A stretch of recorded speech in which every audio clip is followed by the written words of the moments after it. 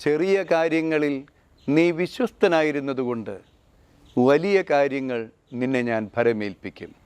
ഈ അതിരൂപത ഏറെ ആദരവോടുകൂടെ നോക്കിക്കാണുന്ന ഈ അതിരൂപതയുടെ ചരിത്രത്തിൻ്റെ 4 രൂപതാധ്യക്ഷന്മാരുടെ കാലഘട്ടത്തിൽ ശുശ്രൂഷ ചെയ്ത് ഈ കാലങ്ങളത്രയോളം ഏതാണ്ട് 3/4 നൂറ്റാണ്ടോളം ഈ രൂപതയുടെ ചരിത്രത്തോടൊപ്പം നടന്ന, ഈ ചരിത്രത്തെ തൊട്ടറിഞ്ഞ ഏറ്റവും സ്നേഹമുള്ള ശ്രീ ലാസർ പാറയ്ക്കൽ, നമ്മുടെ ഏവരുടെയും പ്രിയങ്കരനായ ലാസറേട്ടൻ.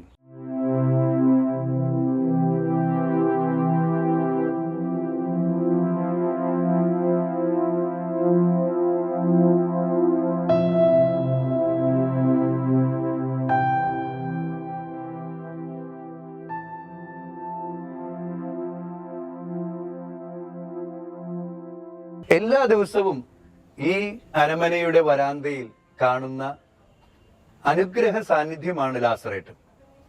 ലാസറേട്ടൻ കൃത്യസമയത്ത് വരികയും വളരെ ശാന്തമായി തൻ്റെ ഉത്തരവാദിത്തങ്ങളൊക്കെ നിർവഹിക്കുകയും ചെയ്ത് ഏറ്റവും നിശബ്ദമായി ഇവിടെ കടന്നു പോകുന്ന വ്യക്തിയാണ്.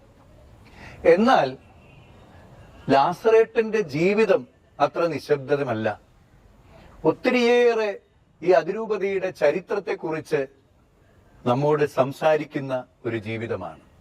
7 പതിറ്റാണ്ടിലേറെ കാലഘട്ടം ഈ അരമനയുടെ, രൂപതയുടെ, അഭിമന്യ പിതാക്കന്മാരുടെ കൂടെ പ്രവർത്തിച്ച് പരിചയമുള്ള ലാസറേട്ടനാണ്.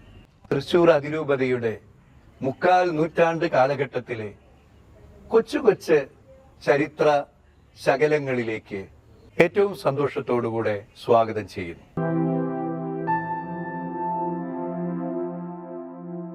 ലാസറേട്ടൻ ആലപ്പാട്ട് പിതാവിൻ്റെ കൂടെ ഈ പറമ്പിലൊക്കെ ഒത്തിരി നേരം നടന്നിട്ടുണ്ട്.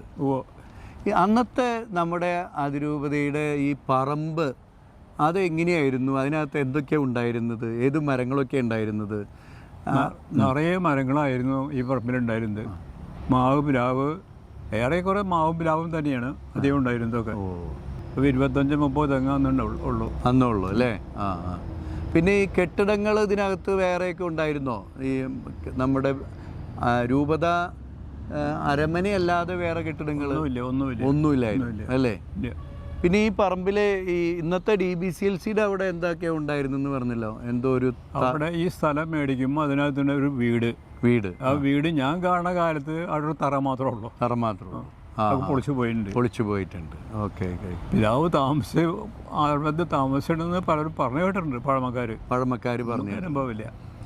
ഏത് പിതാവ്? മെഡ്ലിക്കോട്ട് പിതാവ് ആ വീട്ടിൽ താമസിച്ചിട്ടുണ്ടെന്ന് പറഞ്ഞു കേട്ടിട്ടുണ്ട്.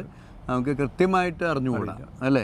അതിനുശേഷമാണ് അവിടെ സ്ഥലം വാടകയ്ക്ക് എടുത്ത് താമസിക്കുന്നത് അങ്ങനെയും പറഞ്ഞു കേട്ടിട്ടുണ്ട്. അരമനയിൽ പിന്നെ പുതുതായി വന്ന കെട്ടിടങ്ങൾ ഏതൊക്കെയാണ്? പിന്നീട് ആദ്യം ലാസറേട്ടൻ വന്നതിന് ശേഷം ഇവിടെ വന്ന കെട്ടിടങ്ങൾ ഈ സെക്രട്ടേറിയറ്റ്, ഈ റൂം കെട്ടിടം.